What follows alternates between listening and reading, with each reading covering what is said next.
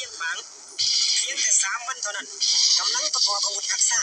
ก็สามารถกอบกู้เอาบริเวณที่ศัตรูเบียดหยุดกลับคืนมาได้อย่างสิ้นเชิงและติดตามไล่โจมตีศัตรูไปฮอดเพื่อนทางของพวกมันอยู่ซ้ำท้องหนองแก้สลาบุกุลกาสี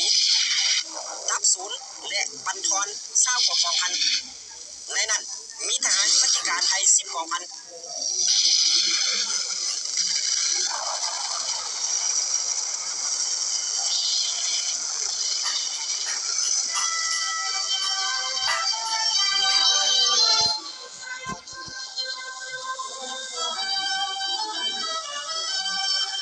ี่เป็นทหารของกำลังฝ่ายขวาที่ขาดความไว้วางใจจากอเมริกามาตั้งแต่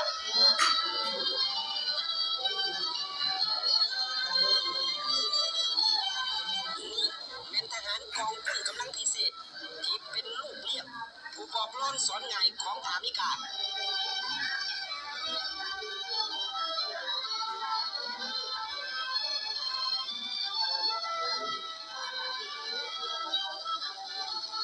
นี่เป็นทหารเลี้ยวอับจ้างของพวกปฏิการไทยที่อเมริกาถือเป็นกำลังสำรองยุทธศาสตร์ในการปฏิบัติทฤษฎีนิกสันอยู่แล้ว